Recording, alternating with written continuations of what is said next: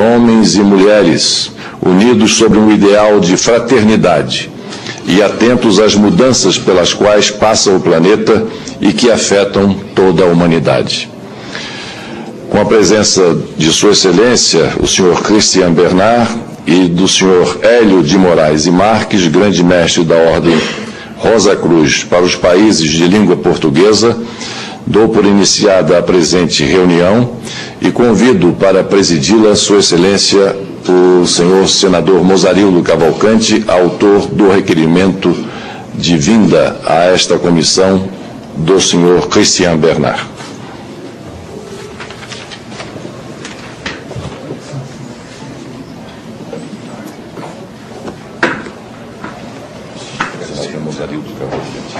Conversamos ontem.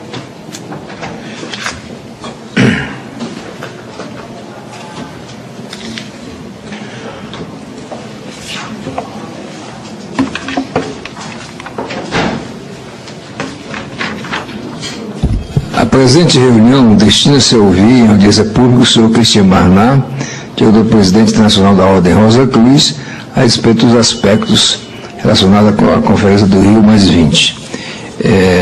Conforme já foi explanado pelo senador presidente Fernando Collor, eu concedo a palavra nesse momento ao senhor Christian Bernard para fazer a sua exposição.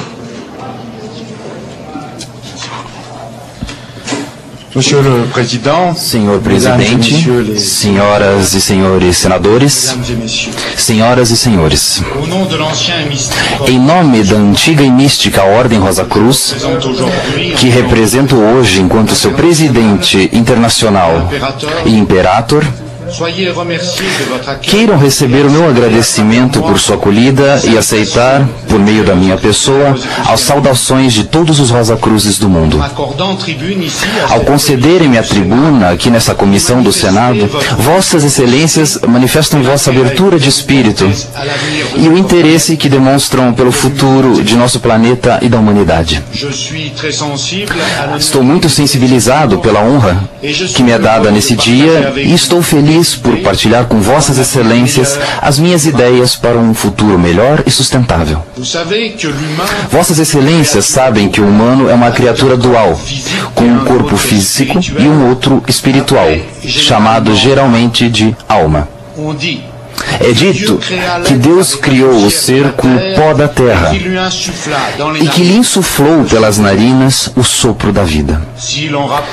Se trouxermos esta afirmação para uma linguagem menos poética, porém mais científica, podemos dizer que o homem é composto de elementos materiais da Terra e que cada uma de suas células é formada de elementos físicos vivos e revitalizantes de nosso planeta. Por tão complexo, admirável e maravilhoso que seja o mecanismo do corpo humano, quer seja na sincronização de seus movimentos ou na sua faculdade de se movimentar, etc., não se deve esquecer que ele é composto de elementos terrestres e que não pode existir senão graças a uma lei imutável. Não haveria vida sem essência divina, que existe não apenas nesse mecanismo, neste todo denominado homem, mas também nos elementos individuais que o compõem. A essência divina está presente na água, nos minerais, na vegetação e em tudo o que existe em estado natural. Negar esta evidência redunda em negar a vida em si. É por isso que, quando essa força vital abandona o corpo, este se torna matéria morta. Para colocar em ação suas leis, Deus precisa dos seres viventes. Assim como nós temos uma necessidade vital de sua essência divina para manter nosso corpo físico vivo. Na medida em que o homem destrói seu envoltório físico, ele diminui a capacidade de evolução de sua alma. Mas o que será da humanidade se esta sublime harmonia e este acordo perfeito forem rompidos? O que é válido para o corpo físico do homem também o é para a Terra. Em algumas décadas, teremos destruído o nosso meio ambiente e escasseado nossos melhores recursos. Os elementos físicos aos quais me referi anteriormente correm o risco de logo não serem mais do que uma lembrança classificada nos grandes arquivos do tempo. Essa força divina que anima todos os seres viventes não terá mais receptáculo, ao menos em nosso planeta deteriorado, se continuarmos com nossas más ações. Sem dúvida, nós desenvolvemos hábitos de vida que não estavam no plano original das coisas. Muito rapidamente nos afastamos da via traçada. Cultivamos nossos erros e, infelizmente, nossa tomada de consciência é muito falível, apesar das vozes que se elevam e, sobretudo, das terríveis provações e dramas que recebemos como lições suficientes. Infelizmente, nem sempre reconhecidas como tais e não compreendidas. Nossa violação das leis quebra o nosso acordo com a natureza e nos distancia cada dia um pouco mais de Deus. Se Deus criou o homem à sua imagem, não é para que ele se atribua o direito de transgredir ou de mudar as leis fundamentais da natureza. O homem se afasta do bom caminho, da luz do sol, do magnetismo da terra, das benesses da água pura e de todas as boas vibrações cósmicas. Brincamos de aprendizes feiticeiros ou de pseudocientistas. Acreditamos poder dominar o mundo e moldar suas leis conforme a nossa conveniência, não para nosso bem-estar e nem tampouco sem reservas, mas para uma fruição imediata, por ganância e por orgulho. Não somos muito ridículos e pequenos face a uma onda de 15 metros destruindo um muro que afirmávamos indestrutível?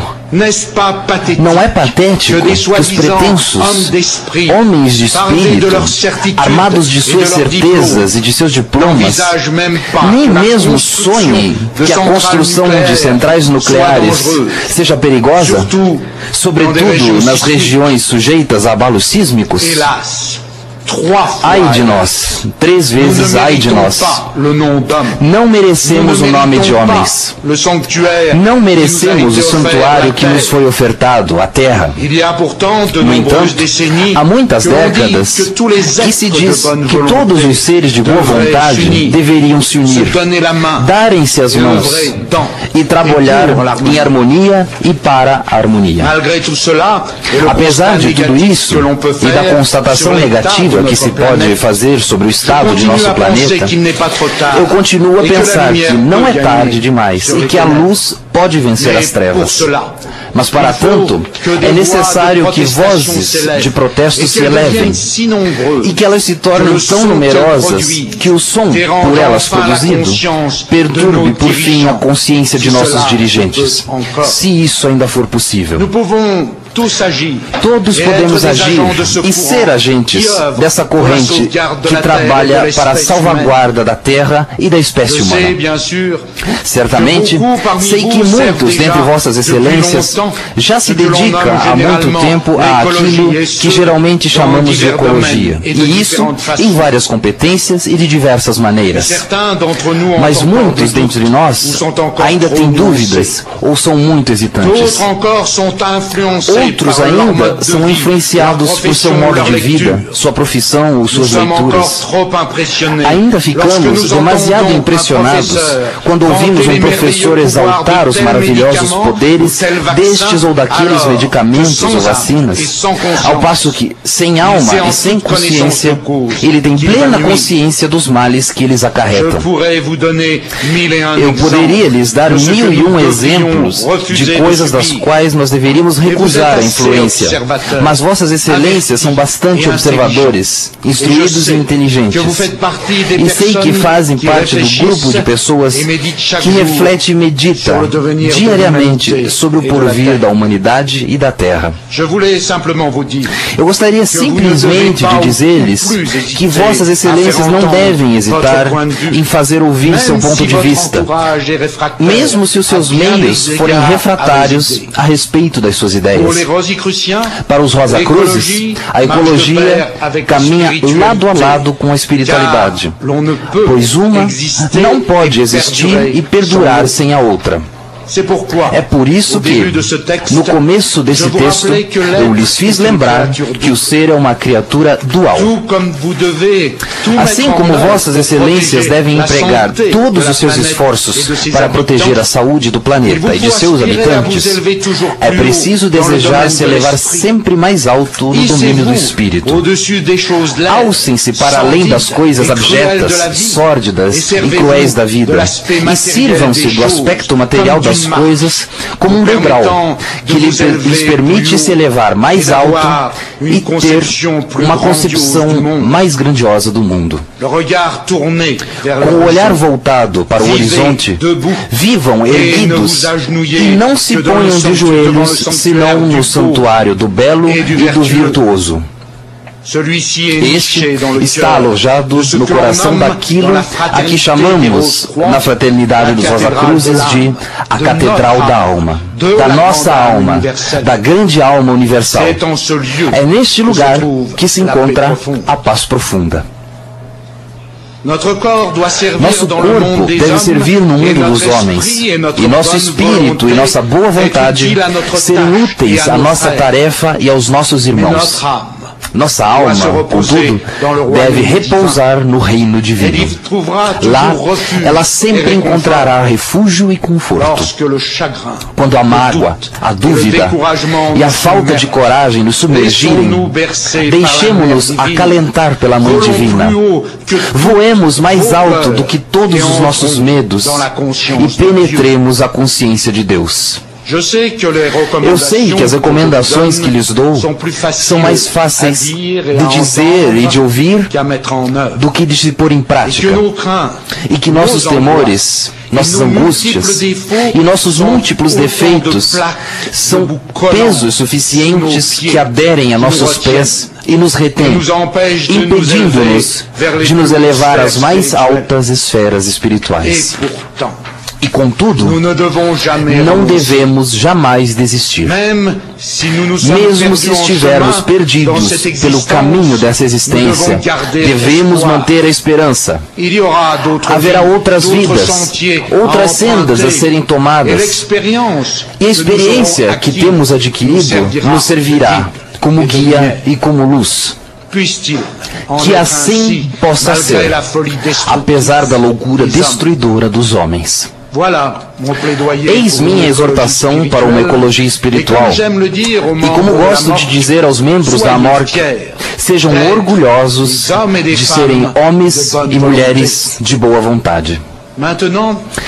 Agora, permitam-me efetuar-lhes a leitura de um excerto do Manifesto Rosacruz, redigido em 2001, o qual se segue aos 3 manifestos precedentes publicados no século XVII pela Fraternidade dos Rosacruzes. Esse manifesto aborda assuntos variados, porém primordiais. Eis aqui o que diz a respeito da relação entre o homem e a natureza. Em se tratando das relações do homem com a natureza, acreditamos que elas nunca estiveram tão mal em termos de conjunto. Cada um de nós pode constatar que a atividade humana tem efeitos cada vez mais nocivos e degradantes sobre o meio ambiente. Contudo, é evidente que a sobrevida da espécie humana depende de sua aptidão para respeitar os equilíbrios naturais. O desenvolvimento da civilização gerou numerosos perigos decorrentes de manipulações biológicas no âmbito da alimentação, da utilização em grande escala de agentes poluentes, do acúmulo mal controlado de detritos nucleares, para citar apenas alguns dos riscos maiores. A proteção da natureza e, por ela, a salvaguarda da humanidade tornou-se uma questão de cidadania, ao passo que antes se restringia aos especialistas. Além disso, ela se impõe num plano mundial. Isso é ainda mais importante pelo fato que o próprio conceito de natureza mudou e que o homem dela se descobre parte integrante. Não se pode mais falar hoje em dia de natureza em si. A natureza será, portanto, aquilo que o homem quiser que ela seja. Uma das características da época atual é seu grande consumo de energia. Este fenômeno não seria por si só inquietante se fosse gerido com inteligência. Observamos, todavia, que os recursos naturais são exaustivamente explorados e que se esgotam gradualmente. Carvão, gás, petróleo. Além disso, certas fontes de energia, as centrais nucleares, apresentam riscos significativos difíceis de se dominar. Observamos também que, apesar de tentativas recentes de acordos, certos perigos, tais como a emissão de gases de efeito estufa, a desertificação, o desmatamento, a poluição dos oceanos, etc., não são alvo de medidas adequadas devido a uma falta de vontade suficiente. Além de fazerem a humanidade correr riscos muito graves, esses danos ao meio ambiente traduzem uma grande falta de maturidade, tanto no plano individual quanto no coletivo. O que quer que se diga a respeito, acreditamos que as mudanças climáticas atuais, com suas tempestades, inundações, etc., sejam consequência das agressões que os homens infligem há muito tempo ao nosso planeta. Por toda evidência, outro problema maior não cessará de se mostrar de modo cada vez mais crucial no futuro: o da água. Ela é um elemento indispensável para a manutenção e o desenvolvimento da vida. Sob uma forma ou outra, todos os seres viventes têm necessidade dela. O homem não é exceção a esta lei natural, posto que seu corpo é formado por 70% de água. Ora, o acesso à água doce está hoje limitado a cerca de 1 em cada 6 habitantes do globo. Proporção que arrisca atingir o número de 1 para 4 em menos de 50 anos, devido ao aumento da população mundial e da poluição de córregos e rios. Os maiores especialistas concordam em dizer hoje que o ouro branco será, mais do que o ouro negro, a questão deste século, com todos os riscos de conflitos associados que isso pode fazer supor. Uma tomada de consciência global também se impõe acerca deste problema. A poluição do ar também comporta perigos consideráveis para a vida em geral e para a espécie humana em particular. A indústria, a calefação e os meios de transporte contribuem para uma degradação de sua qualidade e poluem a atmosfera, constituindo ainda fonte de risco para a saúde pública. As zonas urbanas são as mais afetadas por esse fenômeno, que ameaça se expandir na medida do avanço da urbanização. Nessa ordem de ideias, a hipertrofia das cidades constitui um perigo não negligenciável para o equilíbrio das sociedades. A propósito de seu crescimento, adotamos o parecer que Platão, a quem já nos referimos, deu em sua época. A cidade pode crescer até o ponto em que conserva sua unidade, mas nunca além disso. O gigantismo não pode favorecer o humanismo, no sentido em que o definimos. Ele gera necessariamente instabilidade no seio das grandes cidades e engendra mal-estar e insegurança. Em se tratando das relações do homem com o universo, acreditamos que estas se fundamentam sobre a interdependência. Sendo o homem um filho da Terra e a Terra um filho do universo, o homem é, portanto, um filho do universo. É assim que os átomos que compõem o corpo humano provêm da natureza e se reúnem nos confins do cosmos, o que leva os astrofísicos a dizerem que o homem é o filho das estrelas. Mas se o homem deve ao universo, o universo, por sua vez, deve também muito ao homem. Não a sua existência, certamente, mas sim a sua razão de existir. Com efeito, o que seria do universo se os olhos do homem não o pudessem contemplar? Se sua consciência não o pudesse abraçar? E se sua alma não pudesse nele se refletir? Na realidade, o universo e o homem necessitam um do outro para se conhecerem e mesmo para se reconhecerem, o que nos leva a evocar o célebre adágio: conhece a ti mesmo e conhecerás o universo e os deuses. Eis, portanto, um excerto de nosso Manifesto Rosa Cruz, e eu exorto àqueles dentre vocês que desejam conhecê-lo em sua globalidade. Contudo, não quero perder a oportunidade de também chamar a atenção para um evento da maior importância, que vai se realizar muito em breve. A Conferência sobre Desenvolvimento Sustentável, a Rio+20, que será realizada aqui no Brasil, na cidade do Rio de Janeiro.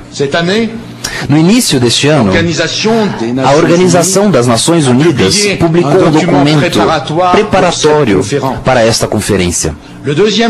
O segundo capítulo deste documento, que recebeu o nome de O Futuro que Queremos, faz uma avaliação do progresso obtido quanto ao desenvolvimento sustentável e a conservação do planeta, desde a ECO 92, conferência que é considerada marco e uma referência para os temas da ecologia e da sustentabilidade. Peço licença para citar-lhes um pequeno trecho deste documento, em que os autores, embora reconhecendo os avanços obtidos nos últimos 20 anos, advertem para setores que não avançaram, ou mesmo que apresentaram retrocessos. Novas evidências científicas demonstram a gravidade das ameaças que enfrentamos.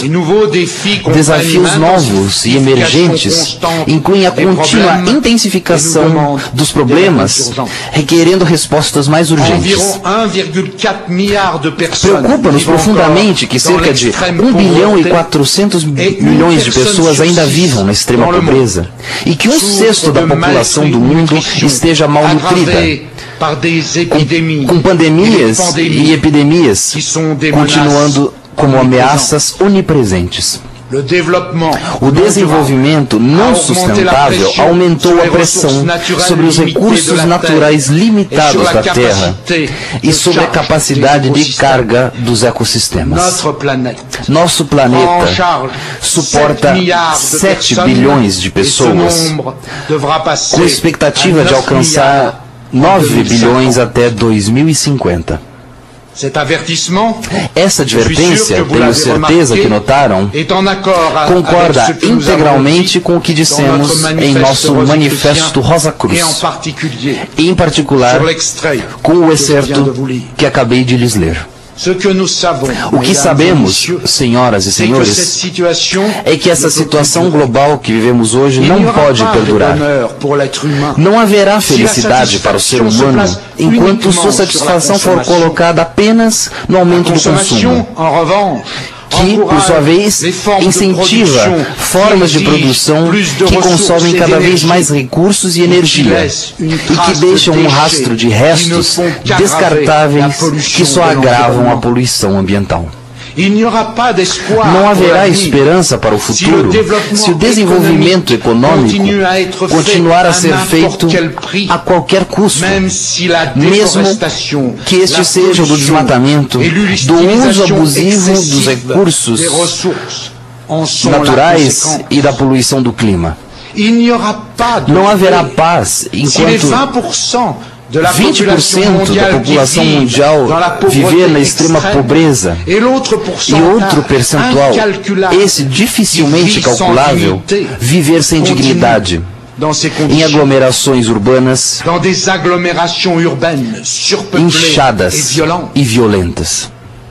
Quando lançamos o manifesto, nosso objetivo foi o de conclamar a todos, homens e mulheres de boa vontade, a se engajarem efetivamente em uma cruzada em defesa da vida. Não só a vida presente, mas também as futuras no nosso planeta. Quero agora aproveitar essa oportunidade que me é dada para renovar esta conclamação. A conferência que está prestes a se realizar no Brasil, um país que já detém uma posição de grande importância nas decisões globais, representa uma oportunidade única para que as nações assumam um forte e definitivo compromisso para mudar o rumo do entendimento que temos das palavras progresso e desenvolvimento. Progresso e desenvolvimento foram feitos para o ser humano e não o contrário. Esta é uma tarefa que não cabe somente aos governos, mas é um esforço que, pela sua própria magnitude, precisará ser feito por uma aliança entre o poder público, as organizações empresariais privadas e as organizações e movimentos da sociedade civil. Só uma aliança como esta poderá dar conta do tamanho dos desafios que teremos no futuro. Alguns podem pensar que este desejo não passa de uma utopia, de um grupo de idealistas ou sonhadores. Não é assim. Basta que lembremos que governos, empresas e sociedade civil são, afinal, feitos por pessoas, por indivíduos, por seres humanos. Estes constituem a única forma de vida nesse planeta que pode pensar e, por conta dessa maravilhosa condição, escolher o rumo que desejam para suas vidas. Senhoras e senhores, eu lhes agradeço por sua atenção e lhes asseguro que os Rosacruzes do Brasil, qualquer que seja seu nível social, sua condição material e sua idade, já não poupam e nem tampouco pouparão esforços doravante onde quer que estejam para que a palavra ecologia seja mais do que uma utopia. Encerraremos com esse texto Rosa Cruz que redigi especialmente para o lançamento da campanha de sensibilização à ecologia, lançada nesse ano de 2012 pelo grande mestre da jurisdição de língua portuguesa da AMORC, o senhor Hélio de Moraes e Marques. Ele se intitula Exortação Rosa Cruz para uma Ecologia Espiritual.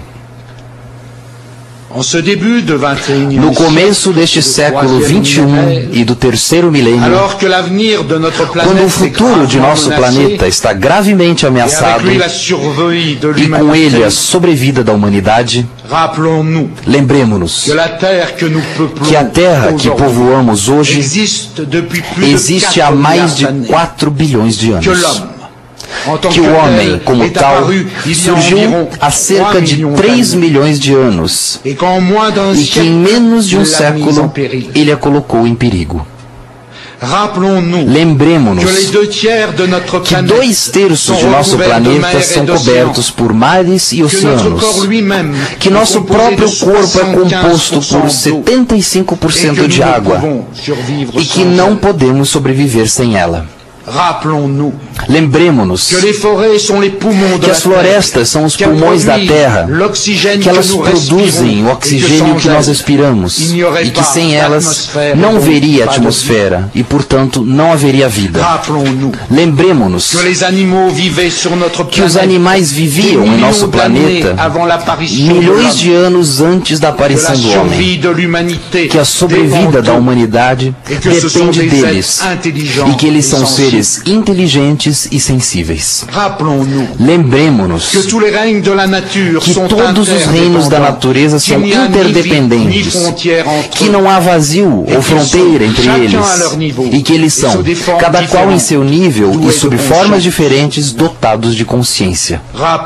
Lembremos que a Terra está rodeada por uma aura eletromagnética resultante das energias naturais que lhe são próprias e que esta aura, combinada com a atmosfera, participa da vida.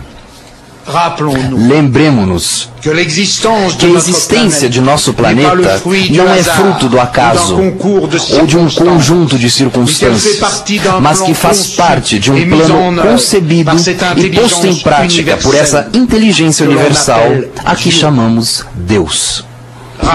Lembremos que a Terra não é apenas um planeta que permite que os seres humanos vivam, mas que também é o meio pelo qual suas almas podem se encarnar para cumprir sua evolução espiritual. Lembremos que nosso planeta é uma obra-prima da criação, que embora não seja único no universo, não deixa de ser uma raridade e que é um grande privilégio para a humanidade habitá-lo.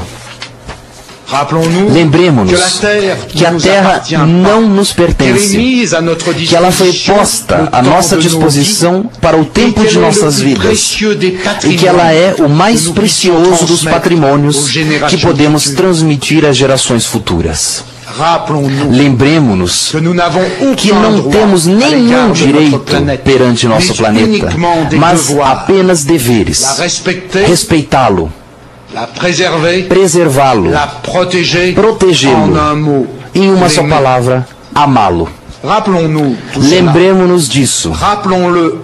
Lembremos também nossos filhos e façamos nossa seguinte fórmula: Terra humanitas que una sunt. Terra e humanidade são apenas uma. Eu lhes agradeço. Obrigado.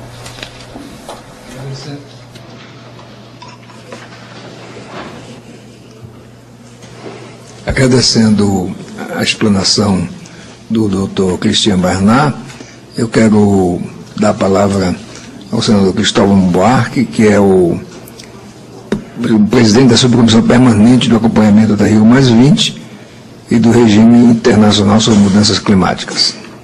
Vossa Excelência tem a palavra, senador.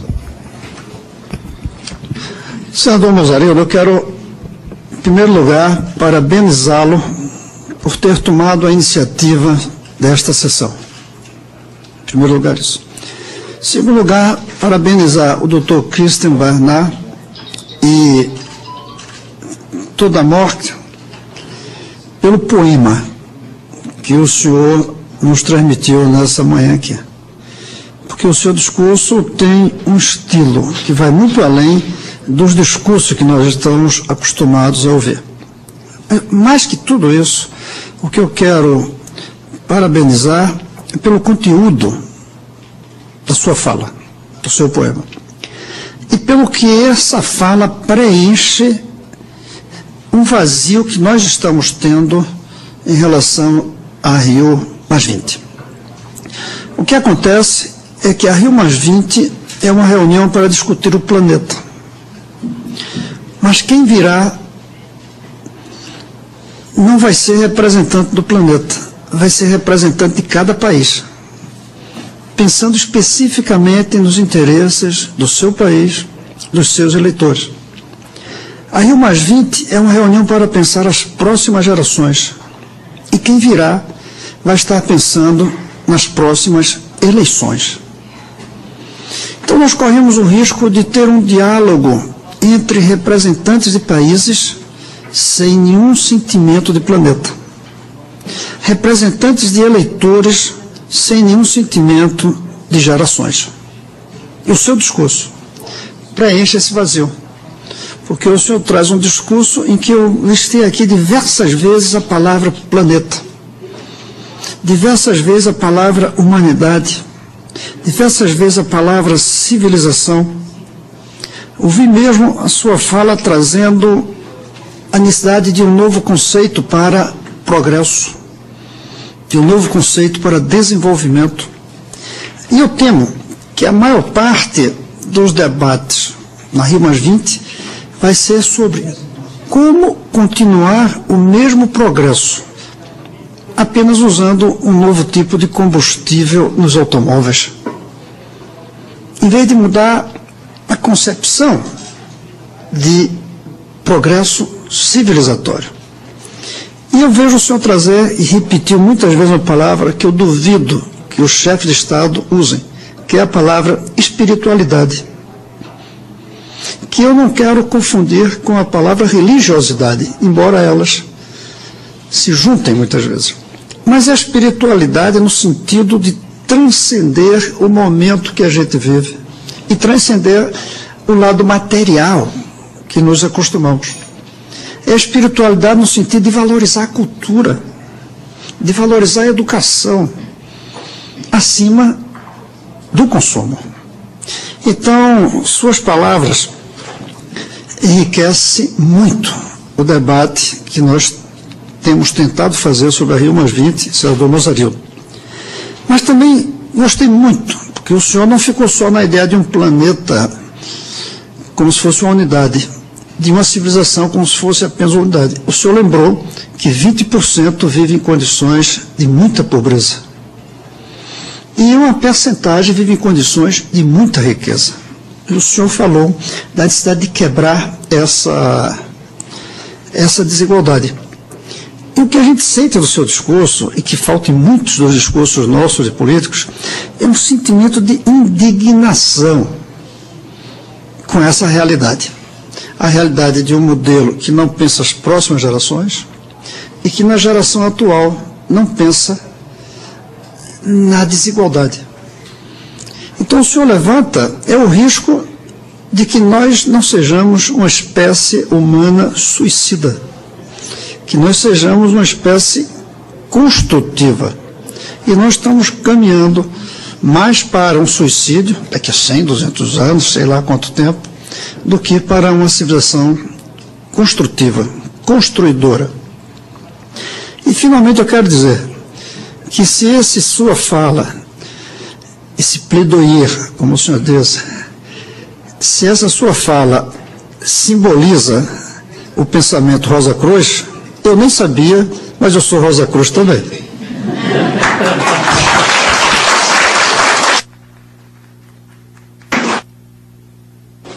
Indago ao senhor Cristian Bernard se quer fazer algum comentário adicional à fala do senador Cristóvão. Eu não tenho nenhum comentário particular a fazer, mas, além de dizer que eu estou bastante de acordo com o que ele explicou e espero que ele tenha mais deveres, mais vozes que vão se elevar no Brasil. E eu sei que vocês partilham esse ponto de vista e tudo que eu posso fazer é felicitá-los. E eu posso dizer que continue, pois nosso planeta, pelo que entendi, estamos todos em perigo. Bom, antes de encerrarmos a presente reunião, agradeço a presença de todos, em especial do nosso convidado, o senhor Cristian Bernard, diretor-presidente nacional da Ordem Rosa Cruz, pela importante contribuição aqui oferecida. Inclusive, pedindo desculpas pelo retardamento, atraso do início da nossa reunião. E aproveito para informar os senhores e as senhoras senadoras que a Subcomissão Permanente de Acompanhamento da Rio+20, do Regime Internacional sobre Mudanças Climáticas, presidida por Sua Excelência, o senador Cristóvão Buarque, aqui presente, realizará hoje, às 18 horas, neste plenário, audiência pública para debater o tema IDH, FIB e outros índices de progresso, com os seguintes convidados: senhor Khalid Malik, diretor do Escritório de Desenvolvimento Humano da Organização das Nações Unidas, Mauro Motorim, presidente do Movimento Mais Feliz, os professores Werley Mendes da Silva e Fábio Galo Garcia, ambos do Departamento de Contabilidade, Finanças e Controle da Escola de Administração da Fundação Getúlio Vargas.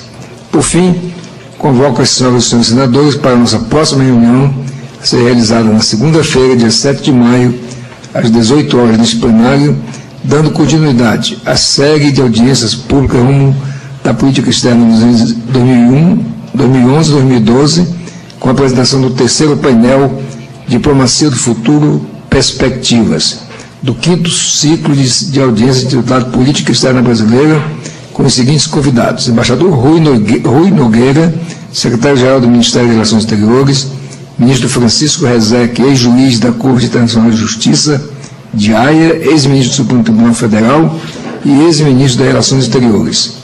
Professor José Flávio Sombra Saraiva, da Universidade de Brasília, UNB, e do professor Lier Pires Ferreira, do Instituto Universitário de Pesquisa do Rio de Janeiro.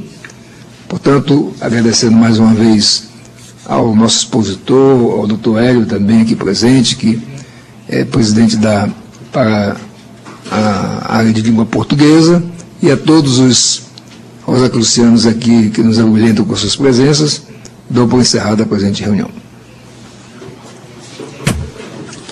Antes, eu queria pedir para o senador Cristóvão que fizesse a entrega ao nosso convidado de uma placa alusiva à sua presença aqui.